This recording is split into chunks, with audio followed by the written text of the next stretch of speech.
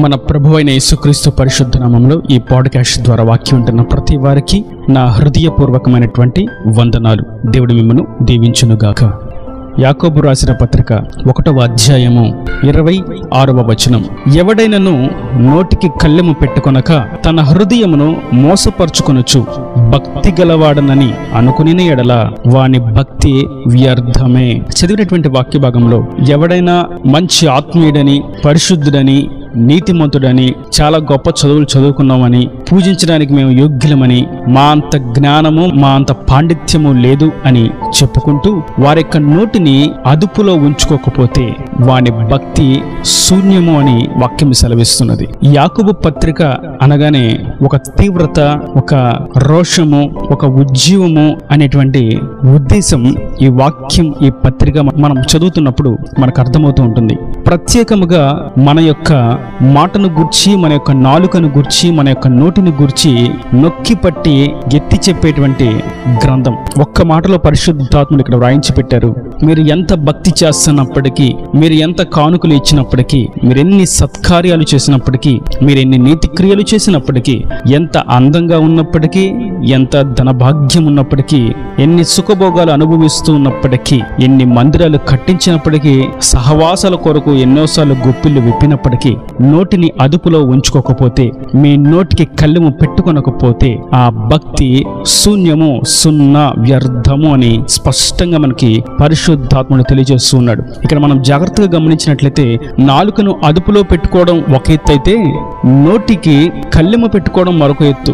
1వ అధ్యాయంలో కళ్ళెం పెట్టుకోవాలి అని చెప్పి 3వ అధ్యాయంలో అదుపు చేసుకోవడం కూడా సరిపోవట్లేదు మీ నాలుక, అది కళ్ళెం పెట్టడానికి ఏ విధంగా సరిపోతుంది అని అంటాడు. ప్రపంచం అంతా కాల్చడానికి ఒక్క నాలుక సరిపోతుంది అని కూడా అంటున్నాడు. కనుక వాక్యం ఉంటున్నటువంటి నా ప్రియ సహోదరులారా, దేవుడు మన నోటికి ఇచ్చేటువంటి విలువ చాలా శ్రేష్టమైనది. మన నాలుకకు, మన నోటి మాటలకు ఆయన ఎంతో విలువనిస్తున్నారు. మనము సృష్టి ఆదిలో గమనించినట్లయితే దేవుడు తన నోటి మాట చేత ఈ సృష్టిని సృష్టించాడు. అవును, ఆయన నోటిలో ఉన్నటువంటి శక్తి అది. మరియు ఎహెజ్కేలుతో అంటాడు, నీవు నీ నోటి మాటతో ప్రవచనమెత్తి ఇలాగ సెలవేమో అంటాడు. విస్తారమైనటువంటి ఎండిపోయిన ఎముకల్లారా మీలో జీవము కలుగునుగాక అని ప్రవచించు అని అన్నాడు. దాని అర్థం దేవునిని అనుసరిస్తున్న, దేవుని ఆత్మచేత నింపబడిన, దేవుని యొక్క చిత్తానుసారంగా దేవుని సత్య మార్గములు నడుస్తున్న వారి యొక్క నోటి మాటల గూర్చి దేవుడు ఎంతో ధ్యాస కలిగి ఉంటాడు.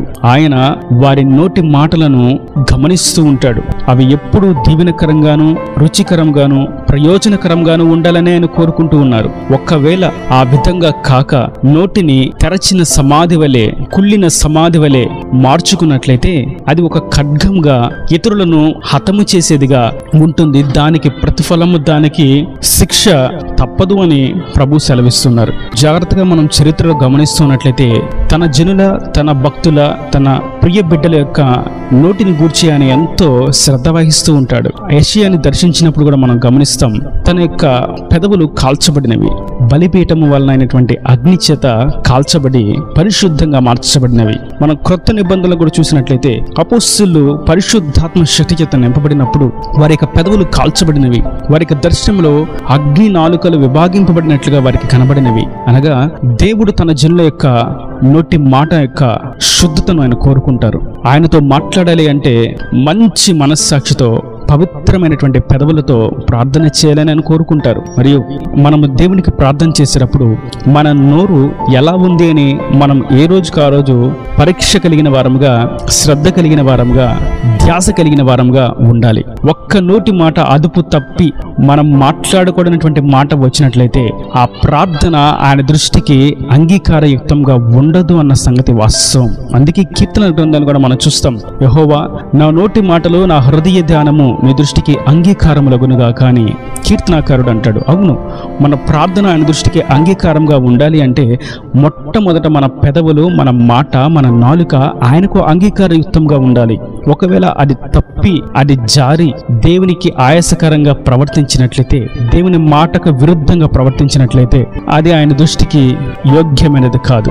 మోషే సైతము దేవుని అభిషిక్తుడిగా, దేవుని చేతిలో ఒక బలమైన సాధనంగా, ఒక గొప్ప ప్రవక్తగా ఉన్నప్పటికీ తన నోరు జారి మాట్లాడకూడనటువంటి మాట పలుకుట చేత దేవుడు చెప్పినటువంటి వాగ్దాన దేశంలోకి అడుగు పెట్టడానికి అనర్హుడిగా మిగిలిపోయాడు, కేవలం నోటి మాట చేత. ఇలా మనం చూస్తూ ఉన్నట్లయితే అభిషిక్తులు, పరిశుద్ధులు సైతం నోటి మాట జారుట చేత వచ్చినటువంటి శిక్షావిధిని, దాని యొక్క ప్రతిఫలాన్ని అనుభవించారు. మరి ఆయన మార్గంలో నడుస్తున్నటువంటి గొప్ప వారికే ఆయన నోటి మాటను గురించి ఖండితంగా ప్రకటించినప్పుడు, అల్పులము ఎన్నికలేని వారమైనటువంటి మనము ఆయన మార్గంలో ఉండగా ప్రభు అంటున్నారు, మీ నోటి మాట మీ ఆధీనంలో, ఇంకా పరిశుద్ధాత్మ ఆధీనంలో ఉన్నట్లుగా జాగరూకత కలిగి ఉండాలని ప్రభు సెలవిస్తున్నారు. కనుక ఈ వాక్యం ఉంటున్నటువంటి నా ప్రియ సహోదరులారా, మనము ఎన్నికలేని వారము, అల్పులము, తృణీకరింపబడిన వారమే, అన్యజనులమే అయినప్పటికీ ఆయన ప్రేమ చేత మనము ఆయన స్వకీయ సాంపాద్యంగా, ఆయన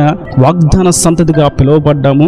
ఆయన మార్గంలో నడుస్తూ ఉండగా మన నోటి మాటలు సైతం పవిత్రంగా, పరిశుద్ధంగా, కలంకం లేకుండా ఉండాలని ప్రభు కోరుకుంటున్నారు. మనం ఆదామును అవ్వను చూసినట్లయితే వారు తప్పు చేసినప్పటికీ, పాపము చేసినప్పటికీ, చేసినది నేనే అని ఒప్పుకోలేక ఒకరిని గూర్చి ఒకరు నిందలు వేసుకుంటూ ఉన్నారు. దాని అర్థం వారి యొక్క నోటికి కళ్ళెము లేని వారుగా, తమ తప్పును వారు గుర్తించలేని వారుగా, ఎదుటి వారి మీదకి వారి యొక్క దోషములను, పాపములను నెట్టివేయవారుగా ఉన్నారు. ప్రభువుకు అది అస్సలు నచ్చలేదు. అది ఆయన దృష్టికి అసహ్యముగా ఉన్నది.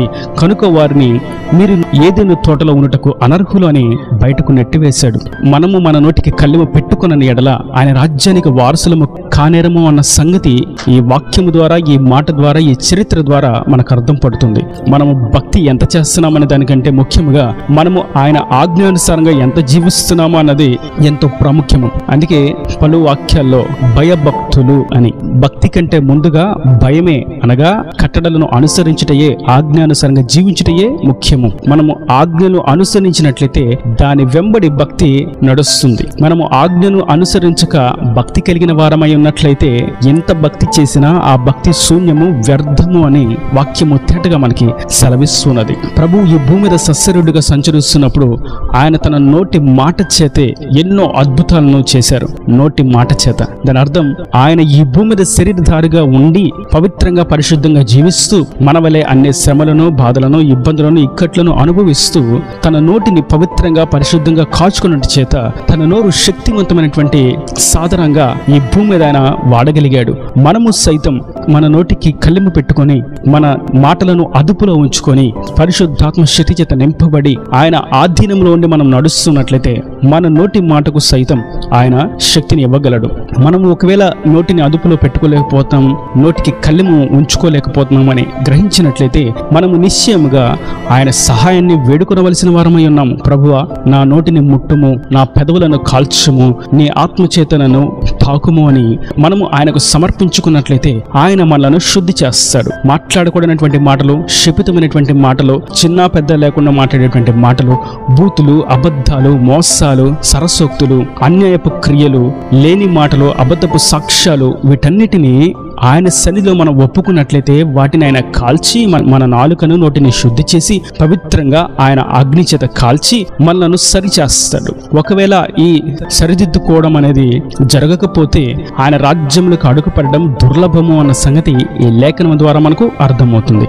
కనుక మనము మన నాలుకను ఎలా వాడుతున్నాము, మన నోటిని ఎలా ఉపయోగిస్తున్నాము అని మనం స్వీయ పరీక్ష చేసుకుంటున్న వారంగా, మన నాలుకకు, మన నోటికి ఆయన ఇచ్చిన శక్తిని గుర్తించిన వారముగా మనము ఆయన సహాయంతో, ఆయన కృపలో, ఆయన అభిషేకంతో ఆయనకు నచ్చిన విధంగా జీవిస్తూ ఆయనను స్తుతించడానికి, గణపరచడానికి మాత్రమే మన నాలుకను, నోటిని ఉపయోగిస్తూ ఆయన మహిమార్థంగా జీవిస్తూ ఆయన రాజ్యానికి వారసులుగా మార్చబడదుముగాక. ఈయన దేవుని మాటలు ప్రతి వారి హృదయంలో నీటికట్టి ఫలింపు చేయనుగాక.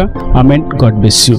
తలలో వంచి కన్నులు మూసినట్లయితే మీ కొరకు చిన్న ప్రార్థన. ప్రేమ స్వరూపీకరణ కటాక్షంగా తండ్రి, నా ప్రభా, వాక్యం ప్రతి వారిని మీరు కృపతో జ్ఞాపకం చేసుకుని ఉండాలని దీవించండి. ఎవరైనా ఎంత భక్తి చేసినప్పటికీ వారి నాలుకను వారి నోటిని అదుపులో ఉంచుకోలేకపోతే, వారి నోటికి కళ్ళెం ఉంచుకోలేకపోతే ఆ భక్తి శూన్యమని వ్యర్థమని మీరు సెలవిస్తుండగా, అట్టి విధంగా నోటికి కళ్ళెం పెట్టుకుని నేను స్తుతించుటకు గణపరచుటకు ఇక ఈ నాలుకను నోటిని ఉపయోగిస్తామని తీర్మానం చేసుకున్న ప్రతి వారికి మీరు కృపను అనుగ్రహించండి. వాక్యం ఉన్న ప్రతి వారు నీ కొరకు జీవించినట్లుగా, భక్తిలో భయం కలిగి జీవించినట్లుగా మీరు సహాయం అనుగ్రహించండి. ఇంకను వారి ప్రతి అవసరం అక్కరు నీ మహిమలో తీర్చి మీరు అక్కడ రాజ్యంలో సిద్ధపరచమని యేసు పరిశుద్ధ నామమున ప్రార్థించి వేడుకుంటున్నాను తండ్రి. ఆమేన్, ఆమేన్.